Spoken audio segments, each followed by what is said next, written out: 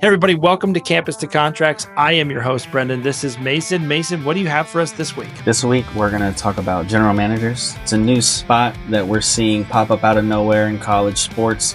Universities are hiring general managers to help them navigate this NIL space, pay players, get rosters booted, and get these athletic departments moving towards success. So I'm going to dust off my old resume. What are they looking for? What kind of qualifications is a university general manager going to need to know to navigate this NIL space?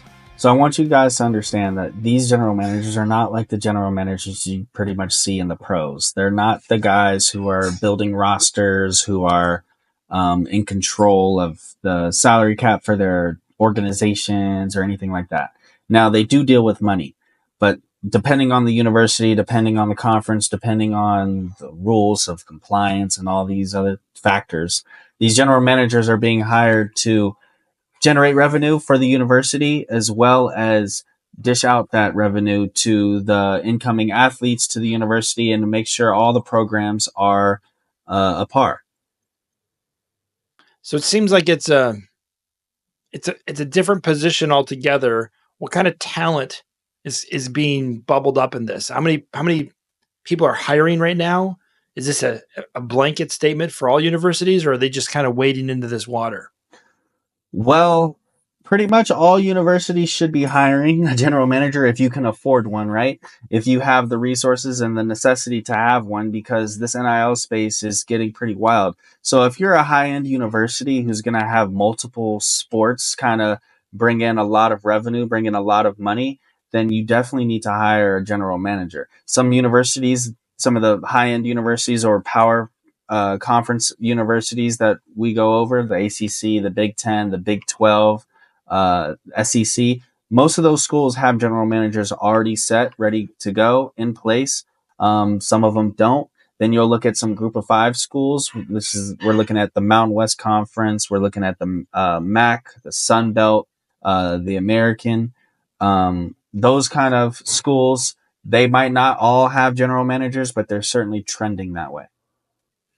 So in this new landscape, would you say that being creative within this NIL collective department, is that going to be really critical to some of these small programs that can really become elite very quickly because of how creative they can be in structuring some of these player deals?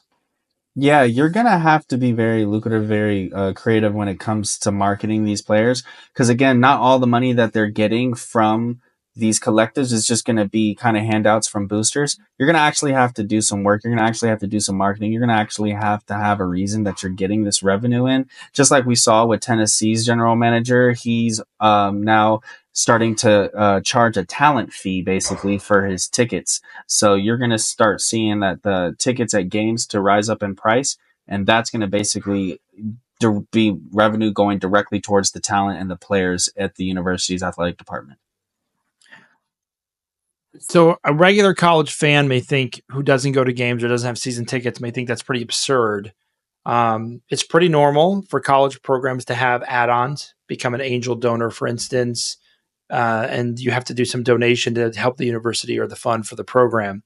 This new fee that you just described at the University of Tennessee, this has nothing to do with what was previously added for season tickets. This is strictly for the collective. Is that correct? Yeah, this money is basically for the athletes, for the collectives to start making sure that they're getting more talent to the university. And he's the first general manager to do such an act, because I read about it. I didn't know if there's other universities looking at this or even trying it, but clearly this was reported on. So it's one of a first of its kind, or is this the new trend that we're going to see? This exact tactic is probably the first tactic for this way to start getting more revenue towards collectives to basically just sponsor the football team. But there are some universities that have canceled entire athletic programs. There are some universities that have raised tuition. There are some universities that have done a number of things to collect more money in order to put it into the football program, because pretty much on every college campus, if you have a football team that's Division I, they're probably bringing in the most revenue for the university, for the school, and you need those players those good players to continue to win games so that you can continue to bring in money. And I keep thinking of this general manager position, and it's really going to be if you have a good basketball program, for instance, and a good football program, you're doing this is a lot of work. Yeah, it's a lot of work, but it's more so really going to just be about like how much money can you just get in per year so that you can spend it and not only spend it on getting new players, but keeping the current players that you have. That's going to be one of the biggest difficulties for GMs coming into these next few seasons is how am I going to allocate enough money to these programs where the good players that have showed out under our university don't leave our university for another program who has deeper pockets? Wild. It's wild to think about it because the transfer portal now it feels just from my view and my it feels like 30% of the players hit the transfer portal every year. It just feels like there's a massive amount of players changing schools. So to your point, that critical element of keeping kids happy at the school they're at is you're the GM, you can't control what the coach does or what these coaches are saying. So that's a huge challenge. So, yeah, I mean, the transfer portal, think of the transfer portal now as a marketplace, right? Every single kid in that transfer portal is going to have a dollar sign over their head. Someone's going to be zero, someone's going to be a million, right? 2 million, 3 million, 4 million, 5 million. It can go up. There's no ceiling, there's no salary cap. It's just how much can you pay and how much are you willing to pay to get that kid over another university. So this So we're looking for someone who thinks outside the box, who can navigate in a Wild West scenario, no rules. To your point, there's no salary cap. Everybody, that's just not anything that any pro general manager has to really deal with other than baseball. But even then, they have a cap that they're playing with. So this is a whole new frontier here. Yeah, there are rules though, compliance rules with like, not being able to cheat or player tampering and stuff like that. But again, you're also not recruiting, right? As a general manager in college, you're not responsible for creating a roster.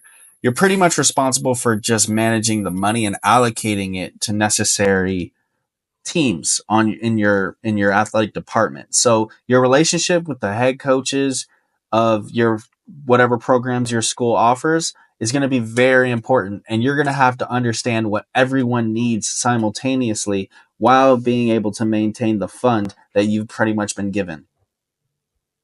So on top of the recruiting, on top of all the things these coaches are doing, now they're going to be having to deal with the GM and tell them these are the funds that I need to give you a winning team. And a coach could literally say, I wasn't able to put together a great roster because my budget wasn't there, I would which assume. is wild. That's a Yeah. wild thing to even think about. Yeah, I mean, I'm sure some of the conversations are like, "Hey man, I'm going to need such and such amount of money because I need to keep this guy next season." Or, "Hey, there's a couple guys in this transfer portal. I don't know if we can get them unless we have this amount available."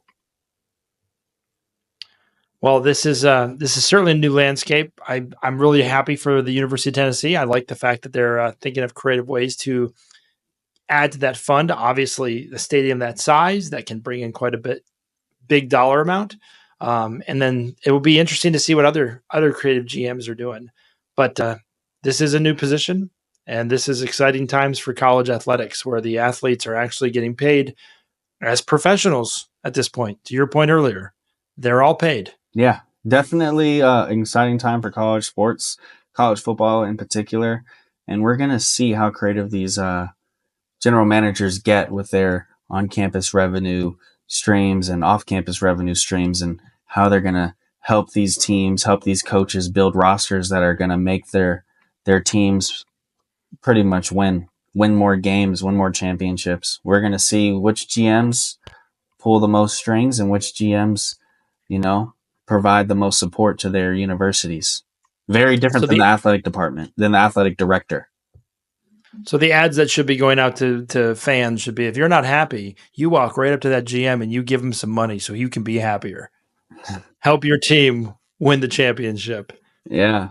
Or, I mean, make sure that those GMs are talking to those NIL agents and managers, and making sure that they know how much love that they have for the players that they represent. Well, this is very interesting. Thank you, Mason, for bringing this up. Hope everyone enjoyed this episode. Don't forget to subscribe. Don't forget to like and leave your comments. If your team you think is doing a great job with their GM, you want to give them some props, please do. If you are interested in such a position, we can't wait to hear from you as well. I am your host, Brendan, and that is Mason. Thank you so much for joining us. Thank you.